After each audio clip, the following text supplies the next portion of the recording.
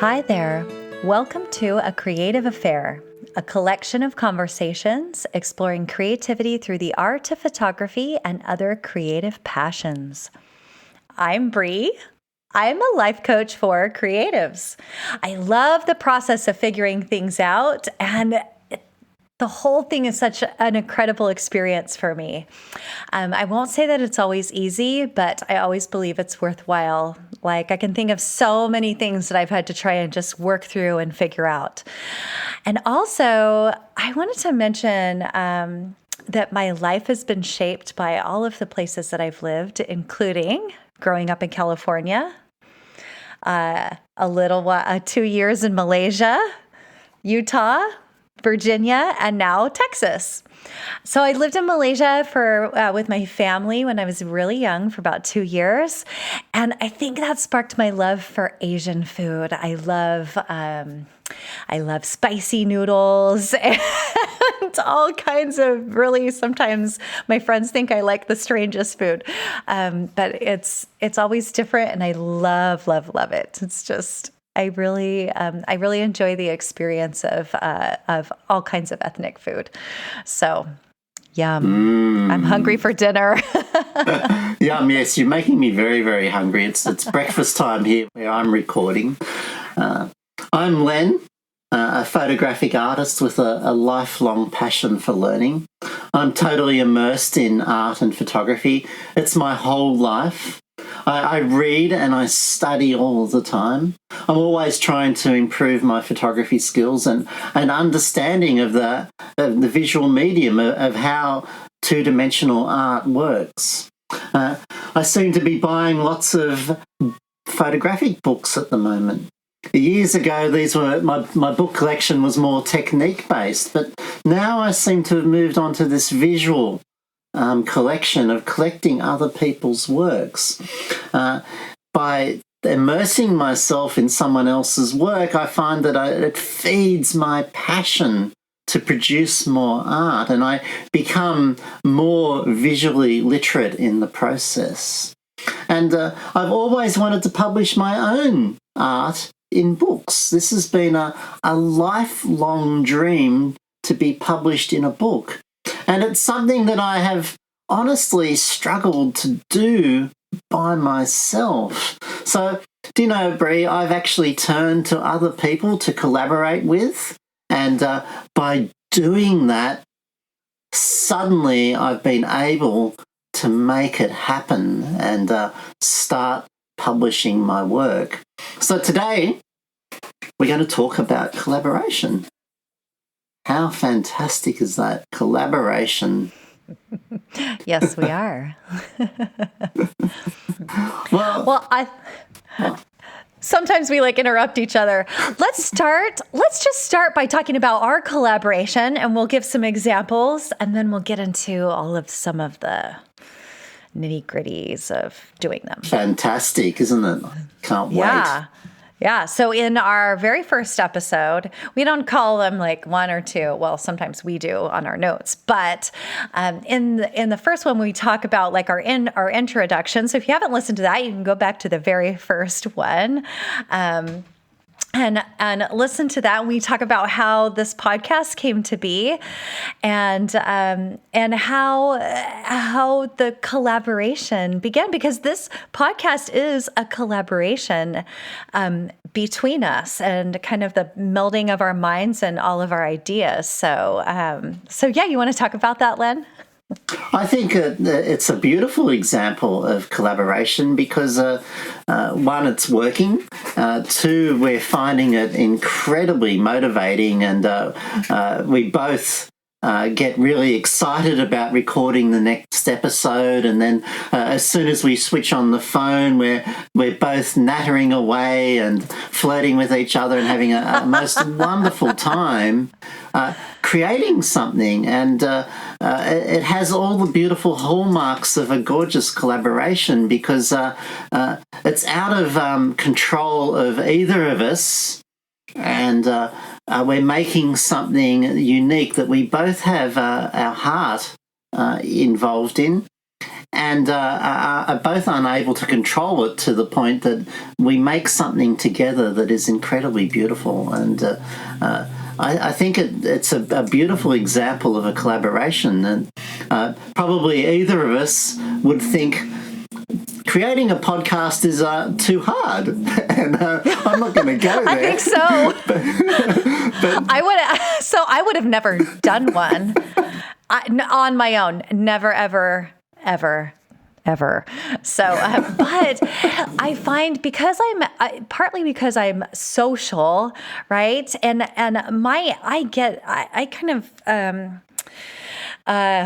I get my energy from talking with other people and especially talking about the things that I'm personally really passionate about, right? And that really gives me energy. And so you're right, it does have all the hallmarks of a good collaboration because I'm having fun, right? Yes, having fun, that's got to be top of the list. Otherwise, why do it, you know? Right, exactly. And I think our personal motivations for doing it are in sync with each other. I think we both like to educate, and so we hope for you as a listener that this is educational. Our priorities, we've created the podcast in a way that fits with our lives. Instead of putting one out every single week, we're doing it every 2 weeks. We're doing it in a season, and so we can take some time off and do our own other work and just have some time to not even decompress, but have new ideas, right? And I find, personally for me, that I put in my own ideas, and then you give ideas back, and I'm so I find that it's so creatively energizing. Because there are things that I wouldn't have, that I'm not experiencing, that I would have never thought of before, and I think that really works in a collaboration. So, and there's a magic in that part where we don't know what we're going to say, and we don't have a script. We bouncing ideas off each other and having a live conversation.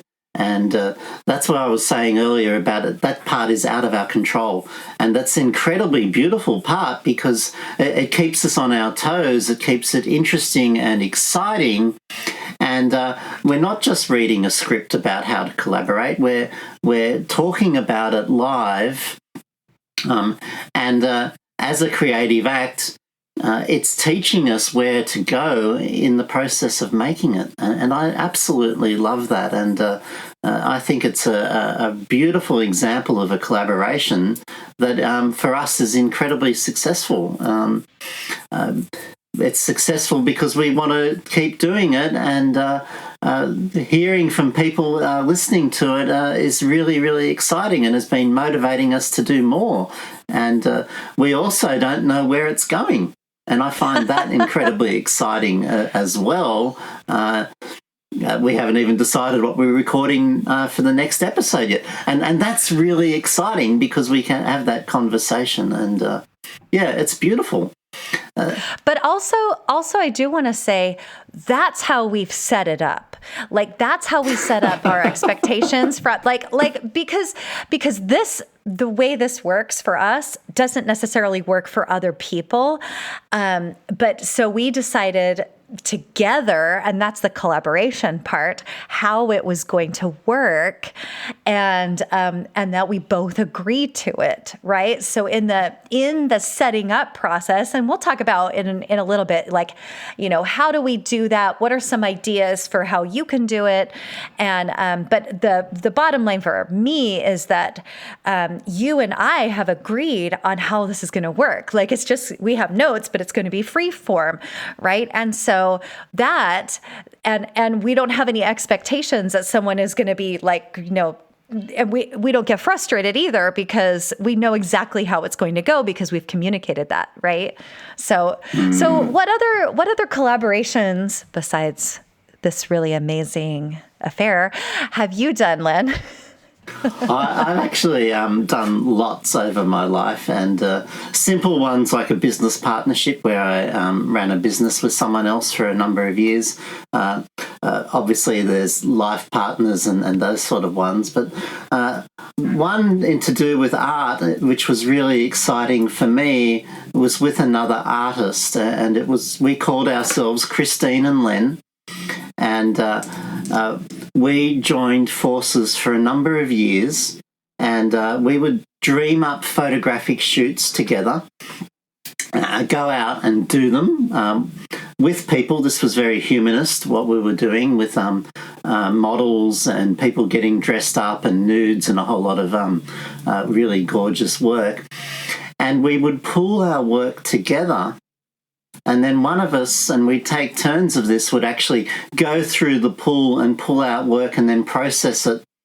And we would exhibit it without actually having one person's name on it. We would always exhibit it as both of our work together as Christine and Len, and we amassed quite a huge body of work, and we had multiple exhibitions together, much in the same way that not that I want to equate our art in any way as highly as some of these other people that I'm going to mention, but Gilbert and George is a creative collaboration that works that way. Actually, photographers who met at art school, both into performance art, and photography became one of the ways of documenting their art, and they're a gorgeous old couple, still living together, still producing art over their whole lifetime. And you don't know who pressed the shutter, whether it's Gilbert and George. They were always doing it together. Hilla and Bernard Brecher are another creative couple that actually produce work together and exhibit it as one person. So Gilbert and George is where I got the idea from. And it was a huge, huge leap of faith to dive into something that lasted for a couple of years. And it was absolutely fabulous. And unfortunately, at the end, it ended in tears. And it's one of those things that I have to put behind me. And I remember the really good times about it. It was absolutely a beautiful thing to do. Yeah, and the interesting part about a collaboration is you don't really know when you start it how it's going to turn out. And so I'm like, you always hope. I think there's that beginning part where you hope that it's going to be really amazing. But like you and I have talked about, like, you know, because of this experience, like, how does it end? So a little bit later, we're going to talk about, like, what happens when the collaboration ends. So, because that's an interesting thing, because most of these can't go on forever, you know. I mean, maybe, but I think most of them don't. I think there's an end point at some point. So you and me having that conversation about what's it going to be like when we decide that it ends was born through that experience of a prior collaboration that ended in a sour note, and actually not having an agreement about and discussing, like, well, what happens if we want to do something else and it is time for it to end? And talking about it up front makes it really, really clear and easy, because, we can evoke that whenever we feel like it's time. And it only takes one of us to say, well, I've had enough. And we're not stopped by that fear about having that conversation, because we've already had it, and we've actually already outlined up front what we would like to happen with the work that we've created together. And where we would like to see that happen into the future, and, what happens to the name that we've used, and all those little things are already discussed and are documented. So it makes it very easy to terminate the agreement, or even just to have a rest. And I think part of what I've learnt from in the past is the value of going away and doing other things and not letting one thing consume your life. That it's great to have multiple collaborations with other people and to have all these things that we're doing, and we just Brie and I come into the collaboration and we work for a period of time together, recording our episodes, and then we go off and have the rest of our lives.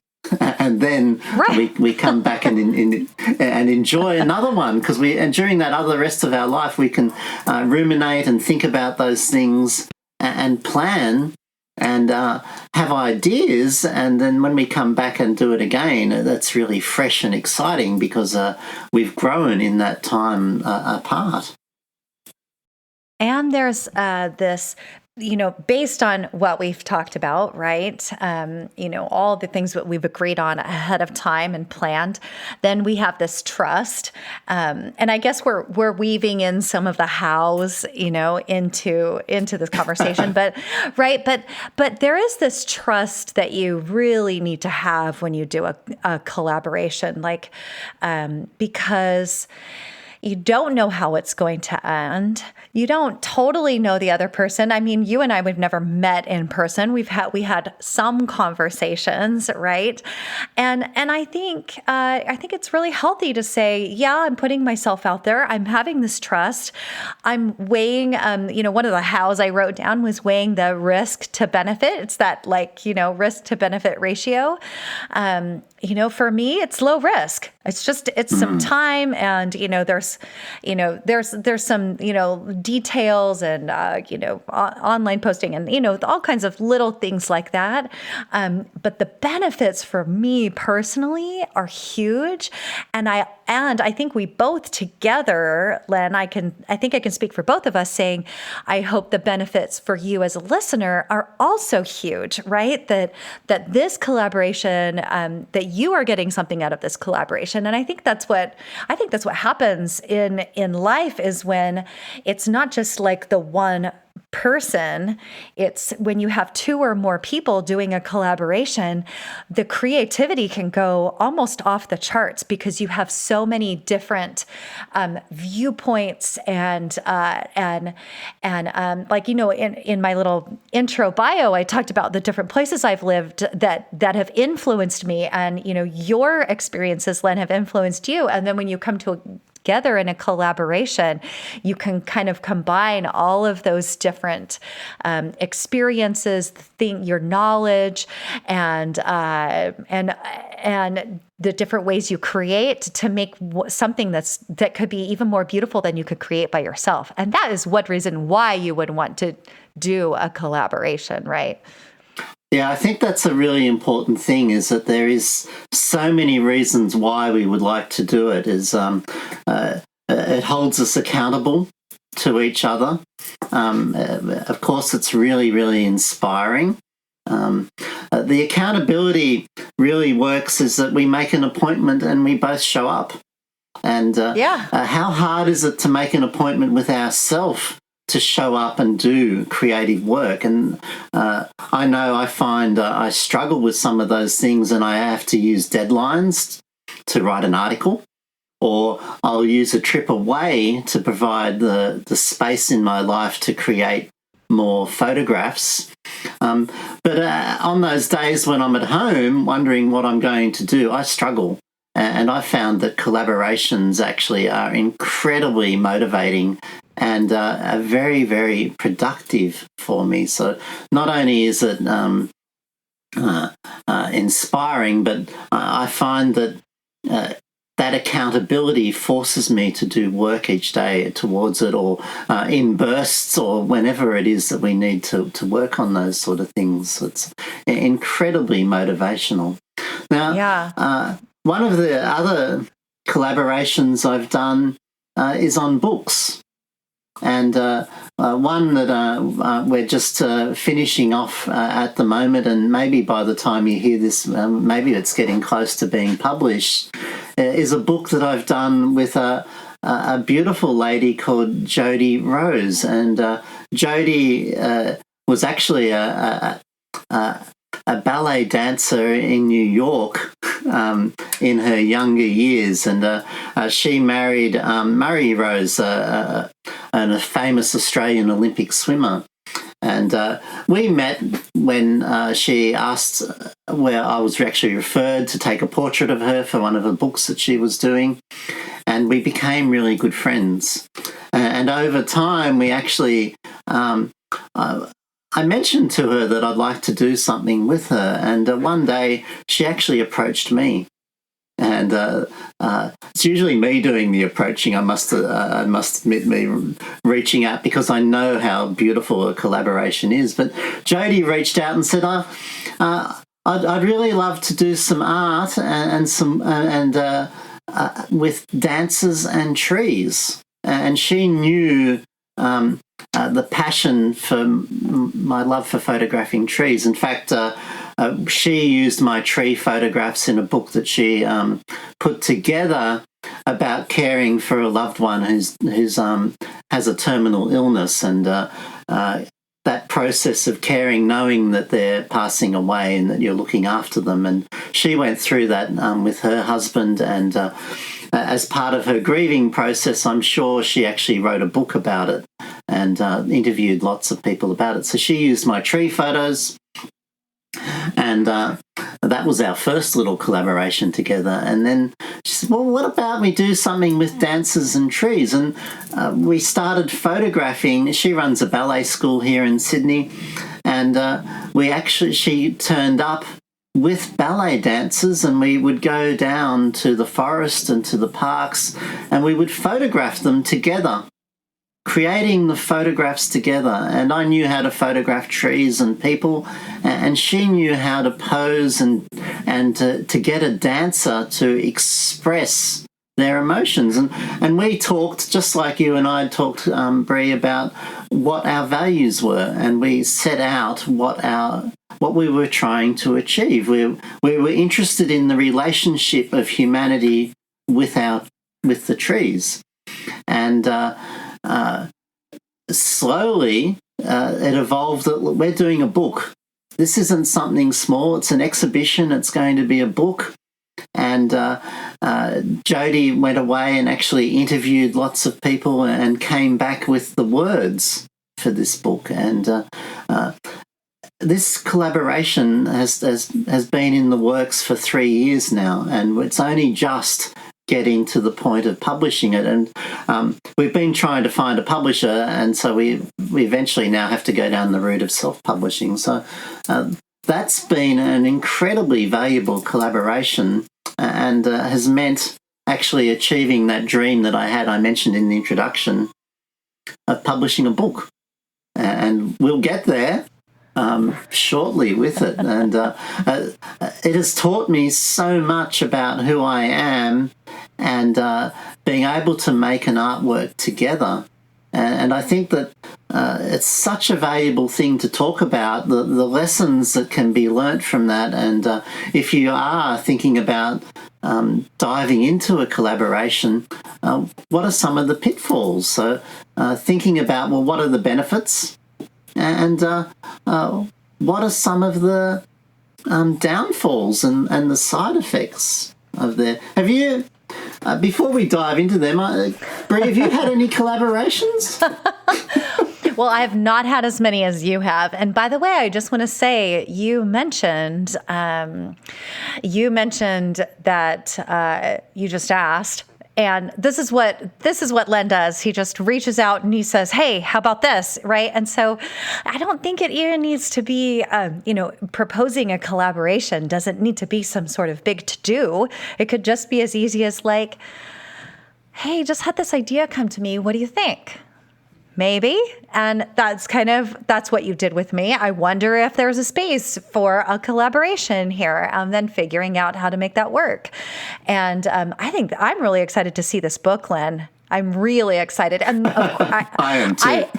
Right? Because you would have never have known how to, pose dancers. And maybe sometimes the whole idea doesn't even come about until you actually like put your heads together and start, chewing on ideas. So one thing I do want to mention before we talk about some of the benefits and some of the downsides, because there can be, is starting with a really well-defined purpose, right? What are you trying to achieve, right? And having some priorities. Like Len and I talked about how, like our priorities, like we love doing this podcast, right? But also our priorities are to live the lives that we want to. And so how does that fit in, right? And we have a specific, defined purpose for us. So that is one of our advice. Our advice to you as you are preparing to do a collaboration is define that for yourselves. Get with the person or people that you're going to collaborate with, and really think about it and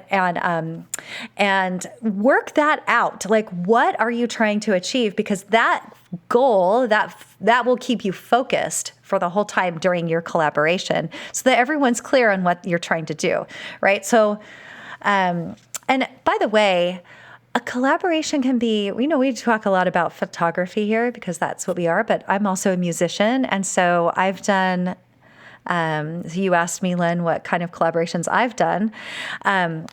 I haven't done a ton, but I love doing one-on-one collaborations, and I call them collaborations. But I think anytime I perform with another musician, that's a collaboration. I love the actual process of making music together and figuring out, I don't write music, but figuring out phrasing and how that's all going to sound. Now, I will say, I remember because I studied music when I went to college in California, and a friend of mine was doing a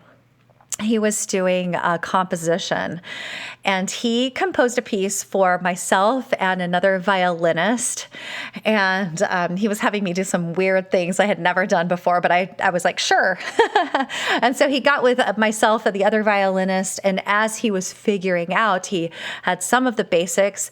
And as he was figuring it out, we could give our input about what was possible, and, each of us, and kind of figure out.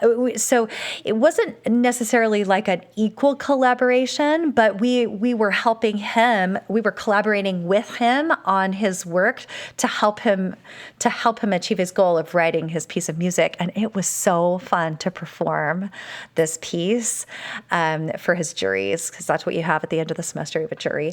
And that was really, really, I remember that being really just a fun experience to perform this really unique piece that no one else is going to do. So, I really loved in there that you mentioned that the collaboration wasn't necessarily equal, and I think in an ideal a world and a really interesting creative space, that collaborations, our goal might be to make something that is equal, and we share it wholly, but there's also space for unequal collaborations, and ones that where one person may have an incredibly clear goal and then bring in someone else as a support to make that work. And I have one that's incredibly obvious when I think about it now. I have an assistant who works for me, and it's a paid relationship. So I actually employ them as my assistant, and they work as a designer. And so many of the benefits of collaboration are still in that formal relationship, even though it's unequal, because I'm driving what the person is doing for me, and but I'm using that as a way to get some of the benefits of collaboration as well. So not all of them need to be perfectly equal. It's a matter of this beautiful dance to figure out the balance of where things are. Now, Brie and I, we like to do ours equally, and to do collaborative decision-making and do things by consensus. And in the show notes, I wrote in there this huge word, acceptance. letting go and about what it's going to look like it has been a huge lesson for me in this process, because when two of us make something together, we make something bigger than either of us. And it's that beautiful saying, 1 + 1 doesn't equal 2 anymore. It equals 3 or 5 or something bigger than the sum of the parts. And if I hang on to things really, really tightly and try to force them down a particular path, this is what it's going to look like and this is what it's going to be, I lose out on so much of the beautiful benefits of collaboration and what things can be. And so I bring that into my collaboration with Claire, who works for me. What do you think it should look like? And actually try to have an empowering and bringing in their creativity and not just forcing mine onto other people. So I love that idea. And Brie, it's musicians, they work collaboratively, don't they? To put in a performance, it's a collaborative effort when they're in a band or an orchestra or the composer and the performers or the conductor and the team. It's so special. So yes. Maybe we should talk a bit more about the hows and the cons, do you think, at this point? Yeah, so we have so some of the benefits, we've talked a lot about the benefits, right? Accountability, I think the confidence, right? Creativity, it increases creativity. Some of the cons, we only have a few. Well, I think collaboration isn't for everyone, is it? Right. And no, I don't think so. We have all met people that shouldn't be collaborating, and particularly not collaborating with me. Now, I want to be upfront and honest here that there are people that you meet that you definitely don't want to be collaborating with, and there's also people that collaboration isn't for them because they maybe they can't let go of the goal or how things should look like. So I think as a con, you need to consider if you're thinking about collaborating, is it for you? Is it something that you would like to do? Is it something that you would like to try? I would encourage you to try it because I think it's such a beautiful thing to do. Yes, I agree. And I did write down some ideas about some of the mindset you can have during a collaboration and that you want to come into a collaboration with that. And I think that will help be successful. But first, let's talk about some of the cons, right? So I actually posed this on Instagram. I asked people if they had done collaborations. For the most part, people were very enthusiastic about collaborations and talked about all of the benefits that we just talked about. But also some of the cons that someone mentioned to me was if you have, if there's just two people doing the collaborating, it's easier to come to a consensus. But when you have 3, 4, 5 people more, you might want to be careful about how many people you're collaborating with because it could take you longer to come to a consensus and make decisions about things.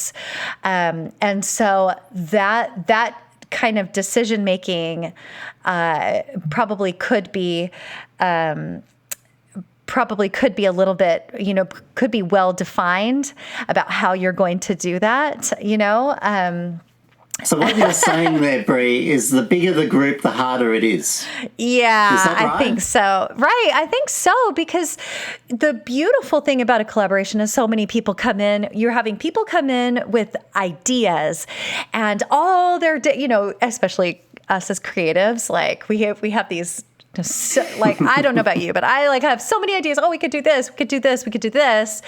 And once you put in more than, one extra person, it starts really multiplying exponentially, all the ideas. And so it could be harder to come to a consensus. Now, it might be easier if you have your purpose. Sorry, my Siri keeps going off on my computer. I don't know why. If your purpose is better defined, right? And then it's easier to come to a consensus because you have that well defined. So hopefully, maybe, I don't know. So you might want to just be careful how many people you collaborate with, and maybe you have an amazing group of really creative people, and this project becomes so much more incredible than you could have ever dreamed because you have these extra people. So there is that part too. So it could also be more complicated with expectations, and especially if you're involving money. So that's why it's really helpful to talk about all those expectations up front. But I think sometimes we have expectations that maybe we don't say. And sometimes that's tricky, right? Because maybe it's hard to think of every single thing. And that's why I think it's really important to communicate during the process, right? I have a little quote up. I may have mentioned this before from one of my favorite people to quote, Brooke Castillo. She runs the life coach school. That's where I'm certified from. But she says, truth makes everything go faster. And so when we do find that we have an expectation, let's just be honest about that and see if that's something that can work, and then also be a little bit flexible too. So any other cons you can think of, Len? Well, I keep thinking about when we get to a larger group, and I did a collaborative series of exhibitions with two dear friends of mine, both large format photographers, and our first show together was called Slow Photography, and this was nearly 20 years ago that we exhibited with this idea that our photography is slow and considered, and the three of us were landscape photographers at the time. And the first exhibition with three was quite easy to collaborate on. And then I loved it so much, I was the first to jump up and say, let's do this again, because of the immense power of group marketing and organising, and risk-taking was shared amongst all three of us, and so were the finances. So that was actually not so much a con, but an absolute benefit. Was that risk was actually reduced. And over time, we had another show and then another show. And one of the artists, their work moved and was shifting away from landscape and into portraiture and into nudes. And as the diversity grew, pulled us apart. As one grew off in a different direction, we were actually pulled apart. And that I remember how difficult it was the last time we exhibited to really come to terms with that, and that was quite difficult. So as you were talking about this larger group, it was occurring to me that leadership and was also very much a part of things. And if I'm doing a large group collaboration of a photographic show, for example, where there's a lot of people, I put my teacher and facilitator hat on instead of just being a participant. The larger the group, the greater the need for leadership and facilitation, and someone becoming the traffic warden for conversations and keeping people pointing in that direction becomes more and more apparent as the group size grows and grows. So I think a large group collaboration is a magical thing, but we also have to be careful of, what happens when a committee designs something. Sometimes it gets way out of hand to play with. So. And I find when I'm working with a group, because I I personally, I can step into that leadership role like you were just talking about, Len, but knowing when it's feeling it out and feeling when it's acceptable to do that. And maybe even in your collaboration, you appoint somebody, right? Like this is the person that's going to like be in charge of knowing what everyone else is doing. And, anyway, so, but just having that, knowing when to be able to step into it. And then for me, also being able to step back and let someone else take that role is also really important. And so that's the other part of that for me of the how is being flexible or during is being flexible to, to even in our partnership, Len, to be able to say, hey, why don't you make the decision? Hey, what do you want to talk about next time? And, you pick, right? So, and knowing when we want to let go of control, but sometimes like when we want to have some control and managing that back and forth, right? Those are a skill set, and there are people that are very good at it. Often it's not the loudest person that seems to be the natural leader is the best facilitator. It's someone that's actually very good at listening. Often teachers, coaches, people that are used to looking after a group have that skill set of listening and helping people speak up and communicate. So if it is a large group, I think spending time and actually choosing the right person to do that facilitation role, and it's different to a leadership role, isn't it? Where leadership provides direction. It's a facilitation role actually helps the conversation move around. And as we keep saying, the smaller the collaboration, like between two people, the easier it is because that need drops away so much, doesn't it? Right. Oh yeah, for sure. And one other thing I wanted to mention was like I do love doing a project by myself because I have complete control over where it goes, what happens, all of the decisions and all of that, right? But when you have someone else there working with you, you sometimes don't know exactly where it's going to go. I mean, you can talk about your purpose and your priorities, but you don't really know exactly how it's going to get there. So being able to like step back and releasing some of that control, not to know, can be really beneficial for the collaboration. Saying, I have an idea of where it might go, but also I'm okay if it goes in a completely other direction. And that's all right with me too. And knowing what kind of what kind of people and personalities you might also want to work with. It doesn't have to be someone who has the same personality as you, right? It can be someone like, I'm more outgoing, but it could also be, I could have worked with someone who's like, really, really quiet and subdued. Oh, that's me. I'm the shy one. Sure you are. Everyone out there, just listen to Len. Yeah, sure you are, Len. Sure. and knowing how to bring out like other people's personalities. Because see, I've not met Len in person, so I don't actually know that he's shy and introverted because he likes to talk when we're doing this. And so you can tell we're always like interrupting and building on each other's, on what each other is saying. And so that part of our personalities works, right? And so getting to know the person a little bit and kind of seeing how that could go could be also really beneficial before, kind of leaping in.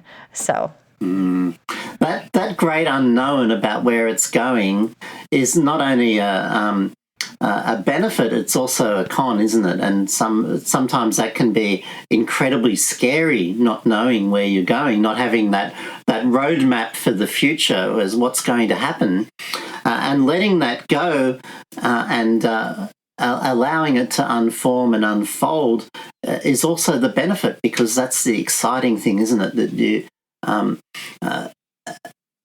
it unfolds to something bigger than we could have imagined by ourselves. And I think that that unknown is it sits on both sides of the fence there. It's a part of the fear, and it's a con, but it's also one of the huge benefits there of working collaboratively together. Right. So if you can figure out how to manage your mind, and this is something that I do for myself, if you can figure out how to manage that and be okay with not knowing, then I think something really beautiful can work, because so many things that we do, we think we have to know, we just don't. Like, I'm going to go on a trip tomorrow. I'm going to go to a photography trip in conditions that I've not ever experienced before. I have some unknowns. And so on my way, I'm going to work through all of those possible expectations that I might have, and just releasing those and understanding that I can not know where it's going, right? And this can apply to so many things that we don't know, where we're like, oh, I don't know where it's going to go. If we can just release that and open ourselves up to something really amazing, that is a really beautiful thing. So we're saying it's a con, but also it could also be a pro. Yeah. Well, I'm addicted to it, and I absolutely love it. Isn't it fascinating that so much about what we're talking about is actually understanding the other person, trying to find that lovely balance to work with, and really so much of the how comes back to communication, doesn't it? It's putting out expectations, writing things down, being really, really clear in the bits that you want to agree to, and then where are the bits that are going to be loose, and where does it grow, and how does that fit in? It's such an exercise in communication. And I think even though I'm introverted, I love working with people and being a professional teacher. I'm a natural counsellor, as you are, Brie, being a life coach. We love working with people, and I think that it shows in our collaboration that we're really interested in each other, and we love flirting with each other and enjoying that time together. You mean this affair? Our affair. Well, we're not going to tell anyone about our affair, are we? I thought we were going to keep that a big secret, that we're having an affair. It's still PG over here. Well, I also think too, it might be a good idea, if you've never done a collaboration before, to start kind of small and see where that goes, and then maybe build on that, right? And so, yes, right. And before you jump into some giant project with someone that you've not done a project with before, right? Maybe start with something small that has low risk. I'm not saying you shouldn't risk things, but just seeing and build that trust while you do a smaller project. A smaller collaboration might be a good idea. A really easy small collaboration, Brie, is saying, hey, let's go together to this location and spend a week photographing there together. Now, that's a really simple, easy collaboration to do, isn't it? And provides a lot of the benefits of collaborations, and is small and easy. It doesn't have to be huge, does it? No, and I wonder, I'd love to hear from other artists, what kind of collaborations are interesting for you, like what kind of collaborations you do, because I know that writers have done collaborative books, other collaborative pieces, right? And I know that there's so many ways that creatives can work together to do the creating, and so right, so that's why you date before you make long-term commitments, right? That's right, that's why you start small. That's right. or whatever you're going to do. I want to tell you about Kirsten, okay? We met on the internet, became friends, and I was flirting with her by sending her a whole lot of my beautiful flower photographs. I love photographing flowers. Wait, and I thought I was the only one. No, there's many, Brie. I'm sorry to tell you, there's many. He sends me trees, just so you guys know. He sends me trees, and he sent me something in color the other day, and I was really thrilled. So that's right, and Jody got trees too. Everyone gets different ones, so that's very true. There you go. It's beautiful. So, just before I met Kirsten, I had an incredibly vivid dream, and I recognized her in the dream, and I had to think about it and unpack it. And anyway, when we finally meeting for a cup of coffee, I took a deep breath and decided to tell her my dream. And in the dream was a collaboration. And we were about to fly off together overseas to present our collaborative work because it was people wanted to hear us talk about it. And so I actually started talking about it and asking about what it was. And very, very soon, the collaboration unfolded, and she started writing poetry for my flower photographs, that she'd found them incredibly inspiring, and having a specific goal to write around for her became a key to unlocking her creative writing. So that collaboration is now in the process of working on our second book, which is Love Letters to Trees. And she's now writing love letters to my tree photographs. And our friendship grows and deepens in there and is absolutely fantastic. So our collaboration is incredibly specific around the publication of books, around the production of using my photographs as inspiration for words and then pulling them together. And we bring in a third person here. We bring in my assistant Claire, who does the design and actually does the legwork of actually putting the book together and turning it into a publication. That's really beautiful. And that really shows how two people that do two totally different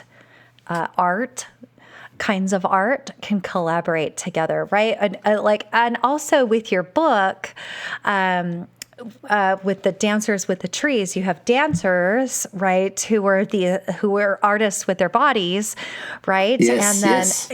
right, and then figuring out how to make all of that work, and then words with it. It really is like, I think that's a really beautiful that's really beautiful collaboration. I really can't wait to see all of these.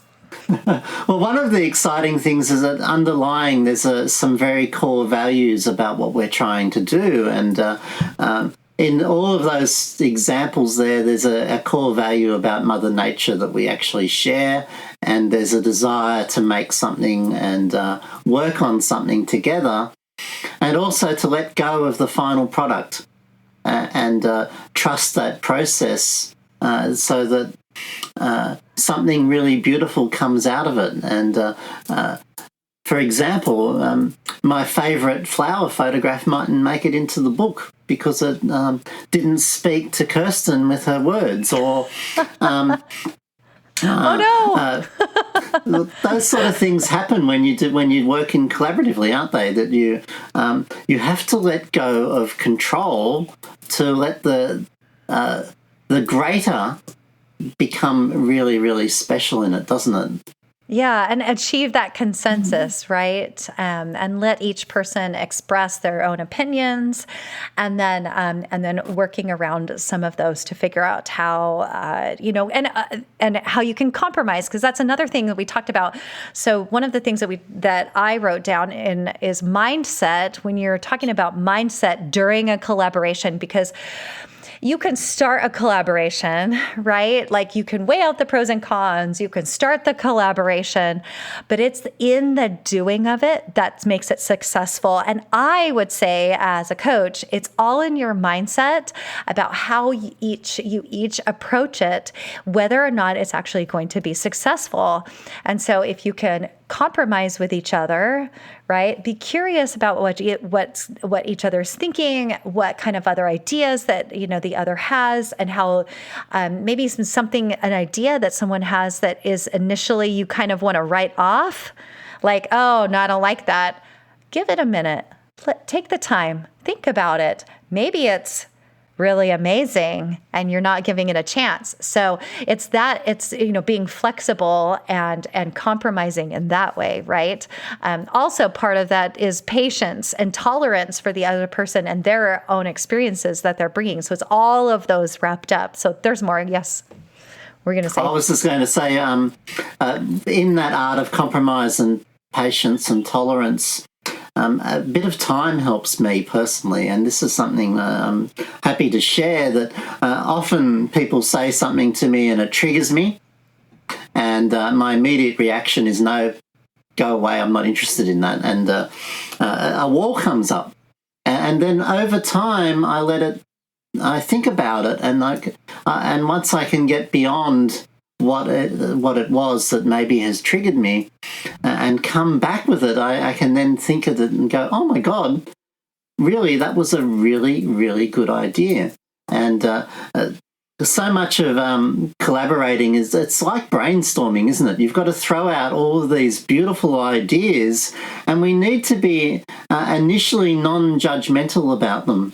We need to throw them all out there, let them sit, let them ruminate, let them mature, and allow the good ones to surface.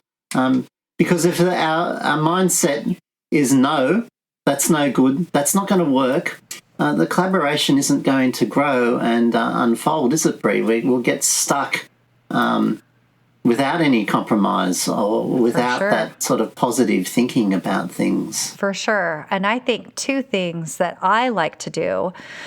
One is I say, yes, let me think about that, right? Like I love saying yes to things because I don't really know, versus saying no, because no is like done, final, that's it. I'm not entertaining the idea. And even like a maybe, or if we even feel like, if like immediately when you were like, hey, I wonder if there's a way to collaborate. I was like, maybe. And then when we started talking more, yeah, that did come to later. But, and then I was like, yes, like, then we got to know each other a little bit. And I was like, yes, this is what I want to do. Like, and so we give it an opportunity and we give it chance, right? To kind of be something. But I don't think I would have gotten to that point if I didn't come with some curiosity. And I think curiosity for other people's ideas, for other people, and all kinds of, and their experiences, right? Being curious to me is such a huge, such a beneficial mindset to be in, because it helps me see things in such a different way that I'm more open and not closed off. And that is how I like to approach so much of what I do, is just with some curiosity. And so along with that comes with questions, right? If during a collaboration, if you're curious and you're going to be asking questions, right? Instead of going, well, I expected that. Want to ask questions, right? Like, well, what do you think about this? Or what, I wonder, what prompted you to, say, that, or whatever it is. But if you come with questions that could get answered, then I think ideas will meld a little bit better, because the other person or people will know that you are actually genuinely interested, right? Which is what you were saying, being genuinely interested in what the other person has to say. Yeah, it's about being curiously curious, isn't it? Like totally being in exploratory. Wonder what happens. I wonder if so much as asking that question. Wonder what would happen, or what would it be like, or what could we do? One of my favourite sayings, and I think I've mentioned it on previous episodes, is trust the process. Yes. That when we're working collaboratively, we do have to trust that both of us, we're talking about Brie and I here, we have to trust that we're heading in a good direction, and we both know that each other has good things at heart, and that we want to do the best that we can in our collaboration. So trusting each other. And also, I think not only it's a matter of trusting the process, trusting each other, but it's also trusting ourselves, isn't it? That if we have a niggle, we need to speak up and to mention it, or to talk about it, to ask those questions that are worrying us, and even to propose those impossible dreams, or those goals we talked about last time. That what if? What could happen? And there's so much there, isn't there, about trust as an amazing thing. Yes, and I love that word niggle. It's not something I say, but what that is it's having, like, it's a little tickle in your mind, right? That says, I'm thinking something, right? And having some self-awareness about your thoughts and your emotions in the whole process can be really beneficial, right? And so because a lot of the work I do is having that awareness and showing my clients, sitting with my clients and helping them have some awareness about what's going on. Because so many times we're like, well, I have something tickling in my brain. Like there's something that maybe is bothering me or something going on, but we don't necessarily know how to express it. And sitting with yourself and maybe even writing the things down and really having some awareness of what is going on for you, and even being able to express the emotions, right? Because some of us are very emotional and we're like, yes, this is what it is. I've got worry, I've got whatever, whatever it is, right? But some of us don't necessarily know exactly how to express that. So being able to sit with yourself and figure that out, and then also using that to communicate with the other person and with your own self, right? Like you talked about trusting yourself. But I think the trusting yourself starts with having awareness of what is happening in your own mind, so that you know how to express that to the other person, right? With the communication. So you have to be able to do it with yourself in order to express it with someone, to somebody else, right? It all starts internally.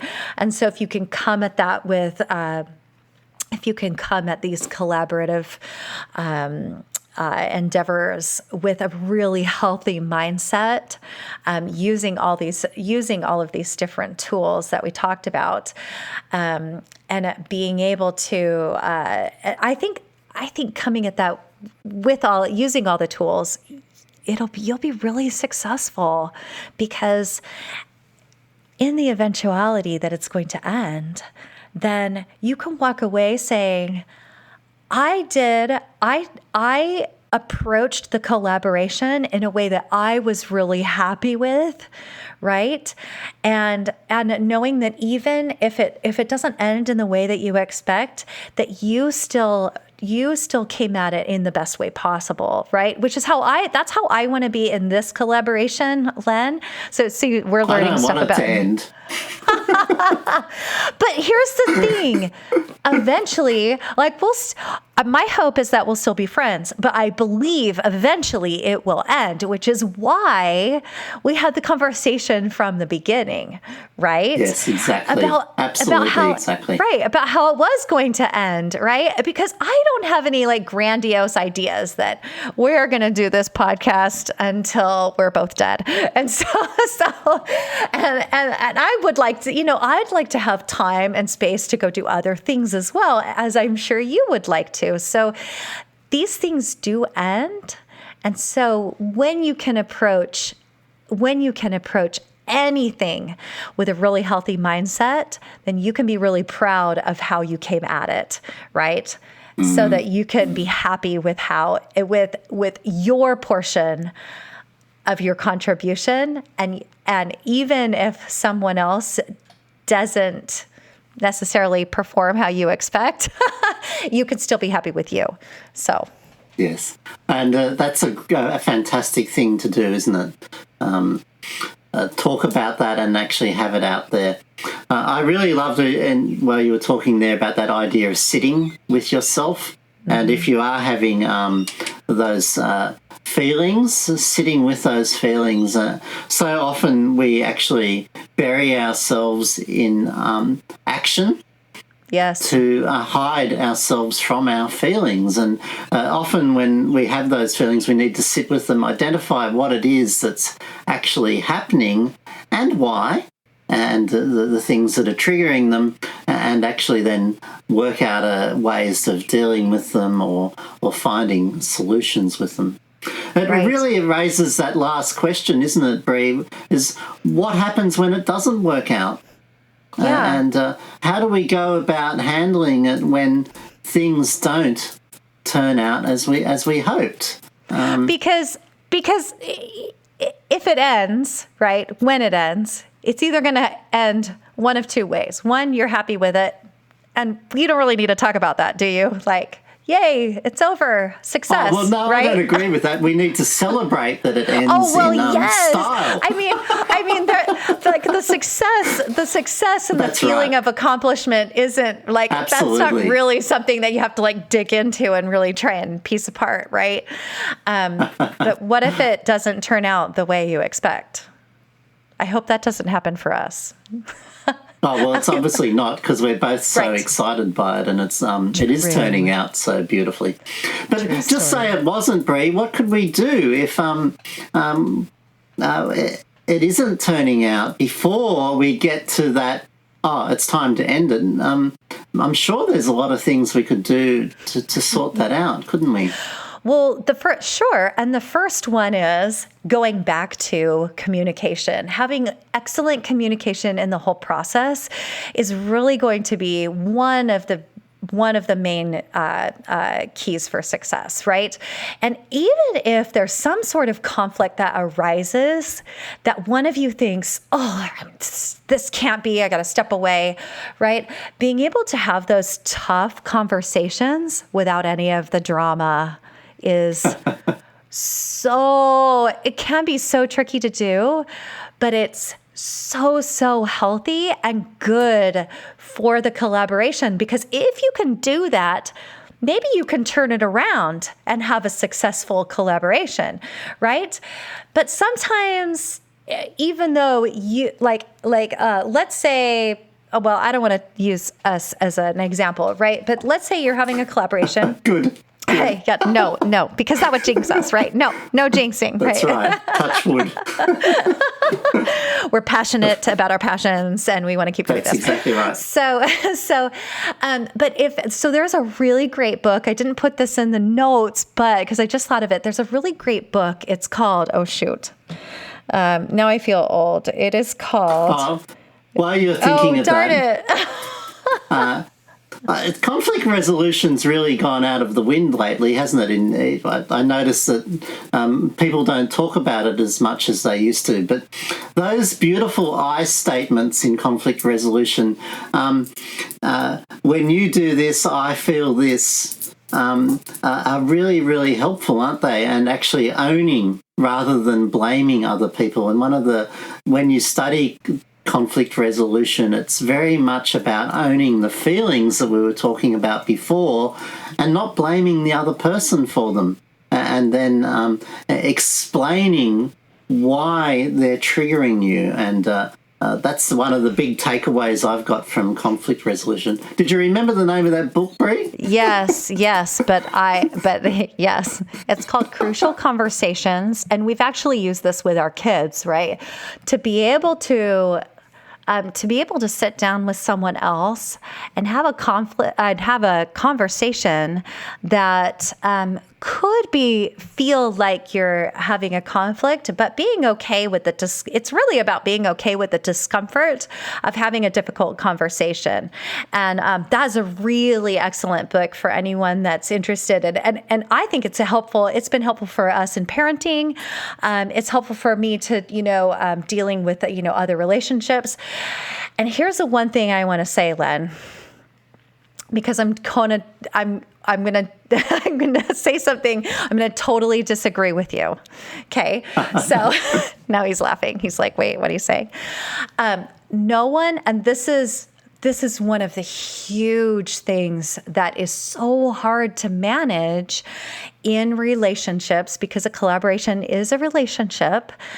It's hard to manage in a relationship. Understanding that there is nothing that someone else can do that can make us feel a certain way. And so this is what I help my clients understand is when someone does something, we don't feel upset from the thing that they do. It's all coming from what we're thinking. It's 100% about our brains and what we are thinking about it, right? And we make if someone says something, so this is not a collaboration, but someone that critiqued one of my, gave me some feedback that was less than positive on one of my images recently. And it was unprovoked, so I didn't ask for it. But and I didn't have a problem with it because I separated myself. I didn't make it mean that my image was, terrible, right? I could separate myself and go, oh, that person has an opinion. And so if we can separate ourselves from other people having opinions, and that's totally fine, then they get to do that, right? And we can also not make whatever they're saying mean something really terrible about ourselves, right? And understanding that everyone has their way of thinking and their version of what happened, and that's okay.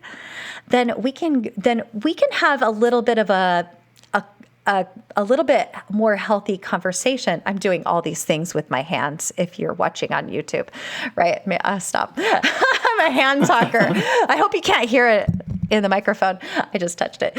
But if that will really help us manage the what if it doesn't work out, because that's that is the one thing that will happen is someone will do something that we think is causing a big problem, and it's really just their side of the story. And if we can separate it, if you're having that, come talk to me. Come talk to me. I will help you. I will help you piece it out. Truly. Because if we can separate ourselves and understand that we approached the collaboration with a really healthy mindset, and that other people get to think and feel and do whatever they want to do, and that doesn't mean anything terrible about us, then we can move on without any of the negative feelings or the drama or any of those things that would create like hard bad feelings. Other people get to do those things if they want to, but I know for me, like Len, if this ever happened, shoot, I can't say it. It would jinx me. This will never happen in a bad way. Talk about someone else. Right. But if if I have a relationship with someone, I'm talking about like friend relationship or a sister relationship that may or may not have happened, but they can say something to me and have their own story about what's happened in the communication. And I don't have to make that mean anything about me or who I am, because I already know that I'm awesome. And I can be proud of how I approached everything, and I can have a lot of peace with that in that attitude. Does that make sense? It definitely does, and so much goes on in our own minds, doesn't it? And becoming powerful with our own mind is one of the keys to success. And it's fascinating, Brie, that we always come back to what's going on in our mind when we're talking about creativity. And this is what we both are interested in, is the mind games that we have to play to be creatives, no matter what it is that we're producing. So much is about attitude. So much is about understanding other people and reframing how our actual mind works is a very, very important part of that. And we actually don't agree. We don't disagree on those things. We actually totally agree on that. And one of I keep learning this lesson throughout my life is that we can both have the same experience, but we both have different memories about what it is, and we think different things. And we could be looking at the same artwork or experiencing the same band perform the same art piece, and we come away with totally different sets of emotions and thoughts and feelings. And accepting that is very much a part of it, isn't it? Actually, yes, so true. Acceptance is I've written it in capitals there. Collaborations, it really is about acceptance, and accepting the other person's ideas, accepting a common path, a common goal, and working together and allowing things to happen. It's obviously we need to force things to happen too, like let's meet on this time at this day and get together and work on it. And the acceptance is, well, we're not too sure exactly what's going to happen at that time, but I'm going to allow it to happen and not force it into something that it isn't meant to be in. Yes. Fascinating. And I think the last thing we should mention is, remember, all these people that we want to collaborate with, we are all so passionate about what we do. And that's what makes it such a beautiful experience, right?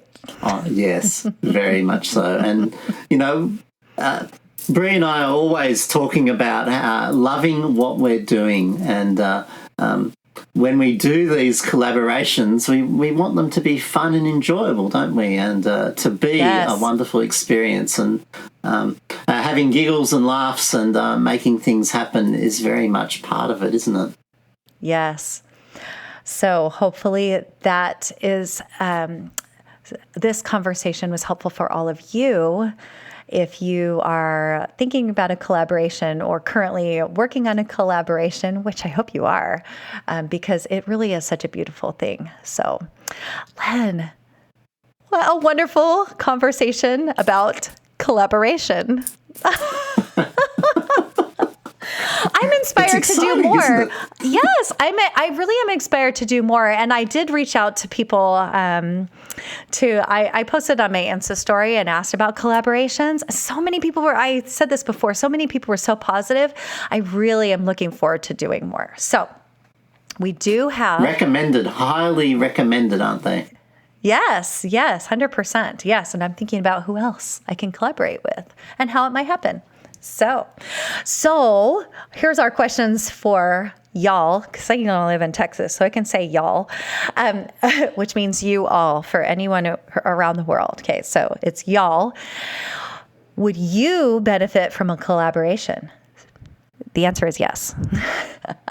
unless you're one of those people that just really wants to fly solo, and that's okay too. So, and if you would benefit from a collaboration, what could you collaborate on?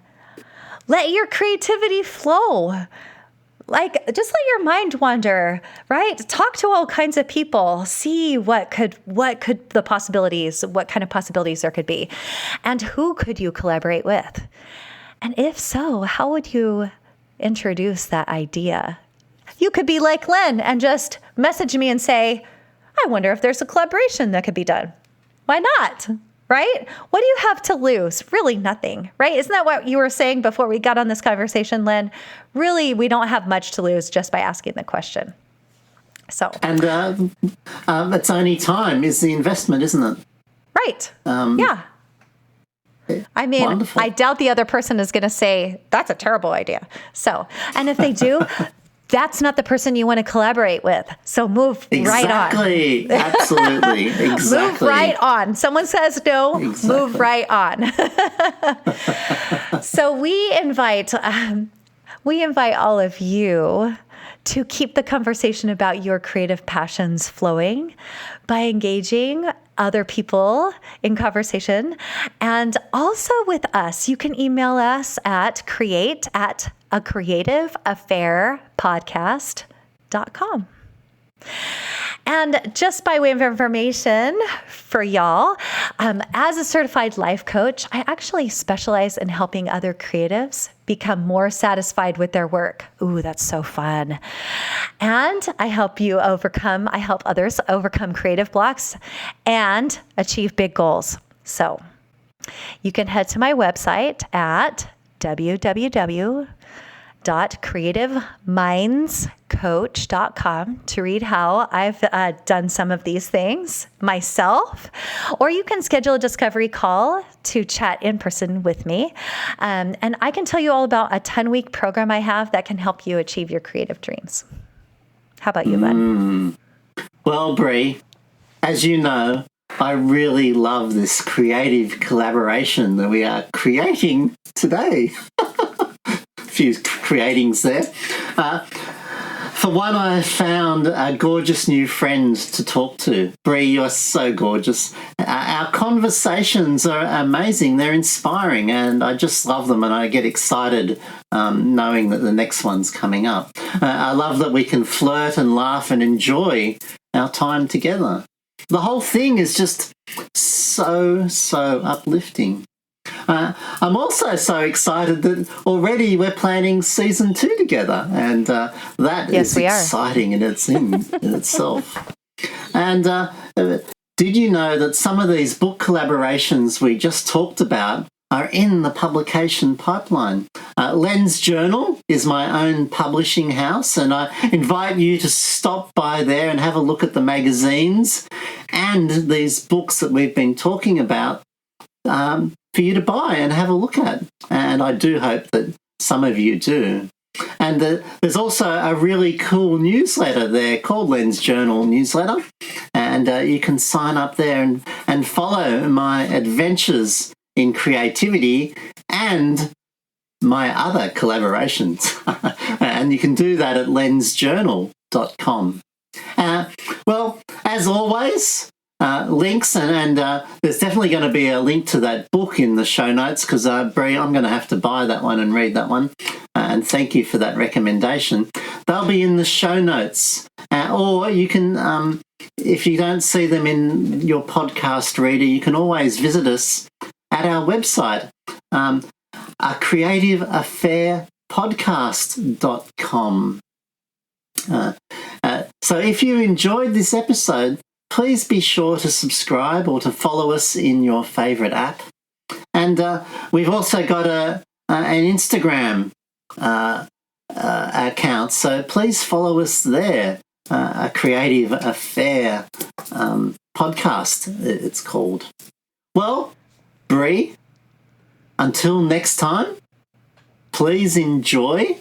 I'm jealous in a happy and good way of your other collaborations and adventures that you may have until we meet again. Have so much fun with your gorgeous photography, your beautiful art, and your full, wonderful life, and all the various creative passions that inspire us at all. And I wish you, the listeners, the same. And well, for now, it's time to say goodbye. Ah, sad. Goodbye, everyone.